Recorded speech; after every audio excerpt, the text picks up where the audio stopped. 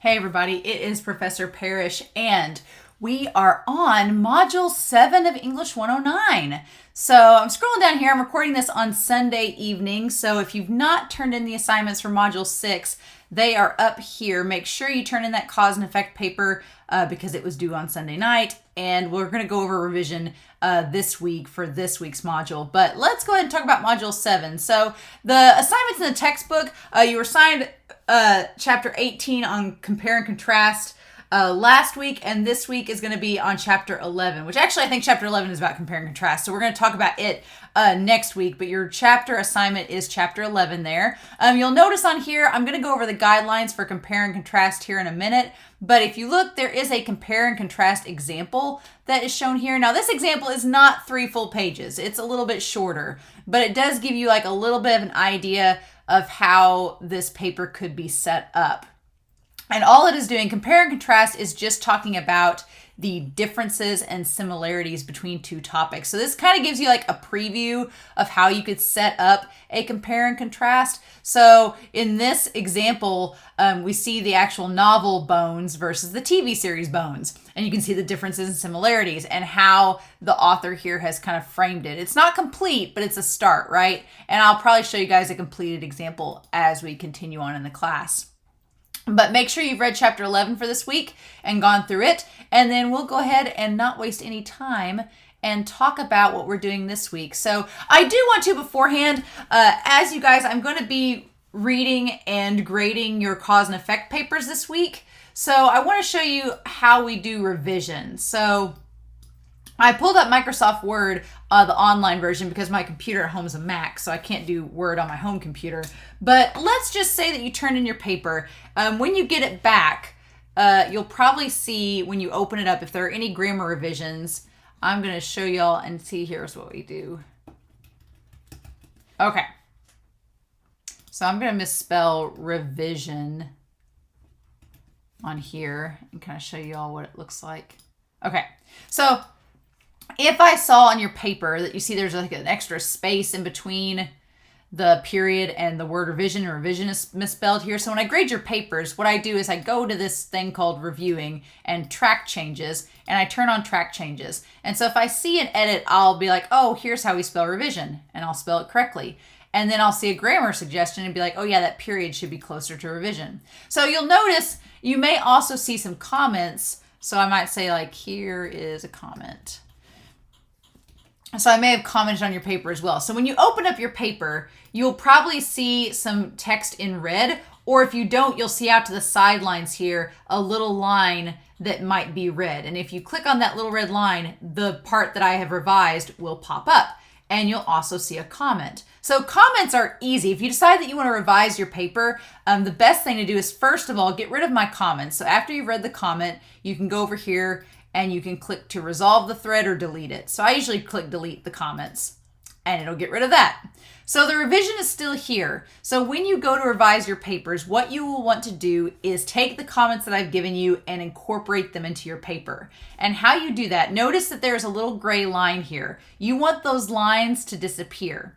How you get them to disappear is that you'll go to where the revision is, you'll click on it, and you'll get this option to accept or reject. Don't reject it, because that will just change it back to the mistake that it was before.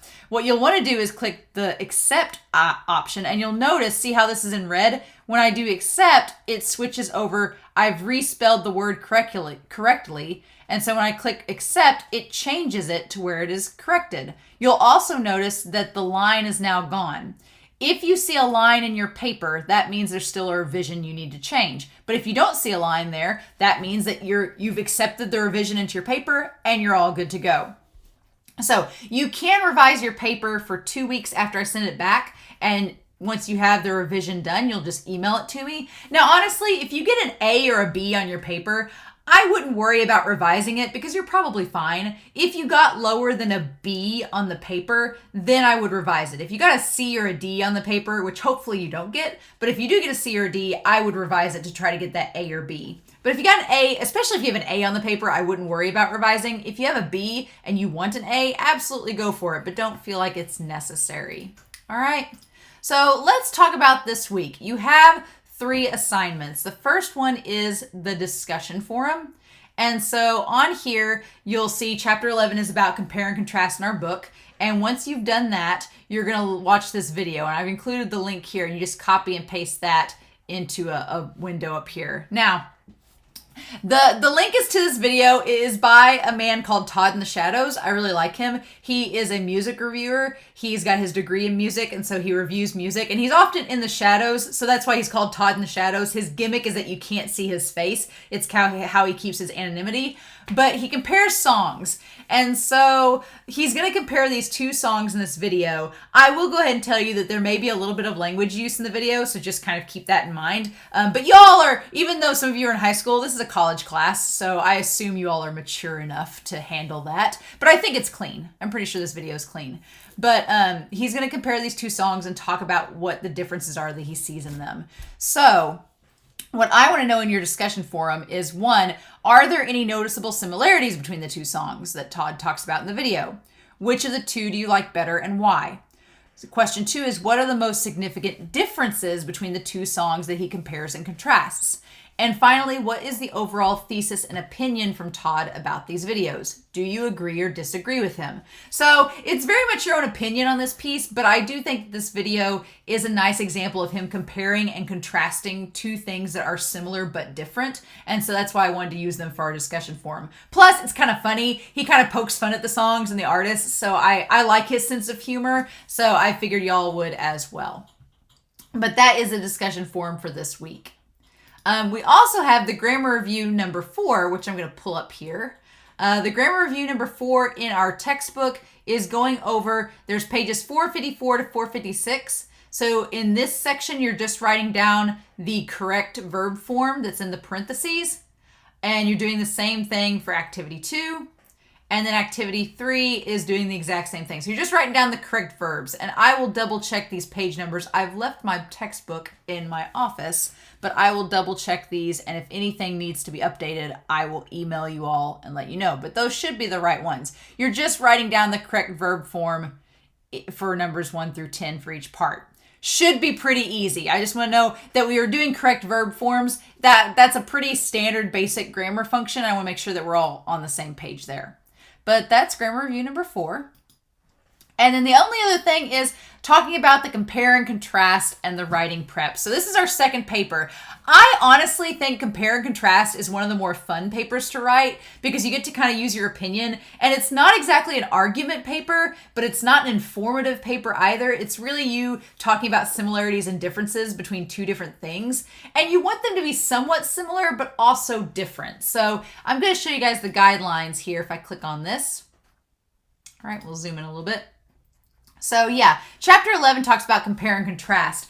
And honestly, there's a lot of options with this. You want a topic that is broad enough that you can get a lot of writing out of, but not something so broad that you can't be focused. So some of the more common topics for this paper, I've had students write about the differences between high school and college. I've had students write about the differences between living in a small town versus a city. I've had students write about the differences between the popular topic the last couple of years has been like pre-COVID, post-COVID, so topics like that. But it can be something really broad, like the differences between having a pet cat and a dog. It could talk about having I had one student that worked 2 jobs, and so they talked about how they worked a union job at Kroger versus a non-union job at Walmart and the differences between those 2 jobs. That was pretty interesting. I've had students write the differences between movie and film adaptations. I've had students write about the differences between book series and TV shows. You have a lot of options, and chapter 11 gives you a lot of options as well. The main thing is that you have a topic that will allow you to write 3 full pages, and if you need to use a works cited page, you can. So you can see down here how the grade's broken down. It's pretty much the same as our last paper.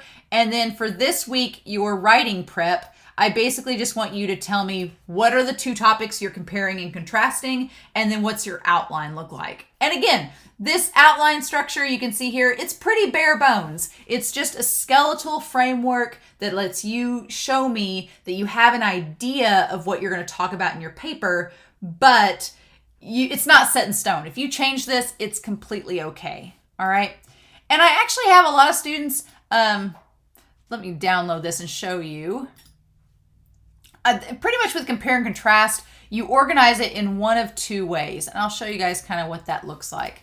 So you can either organize it one of two ways. So there's two different ways to format a compare and contrast for your outline here. You can either do what we call subject to subject or point to point. All right. If you're doing subject to subject, let's say I'm doing cats versus dogs. I would start out, I would have my introduction, and then I would talk about, and it's formatted it weird, of course. All right. So I'm going to do my intro. All right. And then the next thing that I would want to do is I'm going to talk about cats first. And then I have point 1, point 2, and point 3. All right. And then the next thing I'm going to talk about is dogs. And then I would have point 1, point 2, and point 3. And then I would have for my second point, or for my second big topic here, I would say cats versus dogs and talk about which is better. And then I would have my conclusion. And of course the formatting, because I'm using pages, is all over the place. But, right. But anyway, subject by subject is where you talk about one entire subject first. So in this case, cats. And I talk about everything with cats. And then the second subject is dogs. And I talk about everything about dogs. And then finally I say which is better and compare and contrast the two and then conclude. That's subject by subject. If I'm doing point by point, then what I would do is I'd have my intro, all right? And then I would do, let's say point 1 is personality. I would do point 1 personality, and I would talk about cats, and I would talk about dogs, all right? Then, let's say point 2, I talk about cost and maintenance, all right? Let's say I do that. And I would talk about cats, and then I would talk about dogs, all right? And then let's say point 3 is, point 3 is care and, well, maintenance would be on there. Let's say point 3 is personal. Let's say point 3 is exercise. All right. And then I would do cats, which are pretty lazy. And I would do dogs, which are usually active. All right. And then my other point here would be which is better. And then my conclusion. Honestly, you can do either outline format. So you can do subject by subject where you talk about everything about subject 1 first and then everything about subject 2 and then compare and contrast. Or you can do point by point where you compare and contrast each point. Personally, for me as a writer, I think point by point is easier because I can compare and contrast as I go and I don't have to wait until the very end, like subject by subject. But I've read A papers that are written in both styles. So it's really up to you as the writer which you prefer. All right. So I'm not going to say one is better than the other. They're both good. It just depends on which one you prefer. So just pick one of these formats for your outline, and then that way you can kind of have an idea of how you want to structure your paper. And if you decide halfway through writing the paper you want to switch, that's totally fine. You can absolutely do that. Nobody's going to stop you. I just want to know that you have a clear idea of what you want to do in mind. All right. So that's pretty much the compare and contrast outline and the writing prep there. And that is going to be due by Sunday as well. And so there's a little bit of information here about it. But yeah, that is pretty much what we're doing this week. You have your writing prep for compare and contrast. You've got your grammar activity number 4 and then your discussion forum. So as always, if you have questions, I will be at high schools during the day throughout the week, but from the afternoon, like from 1 to 4:30 every day, I'll be in my office. So if you have questions and you email around that time, I'll be able to answer them. Otherwise, I will be out away from my computer for a lot of the weekend next weekend. So just try to email throughout the week if you can. But if you have questions, please let me know. But otherwise, I will be grading your papers. I'm really excited to see what y'all did for cause and effect.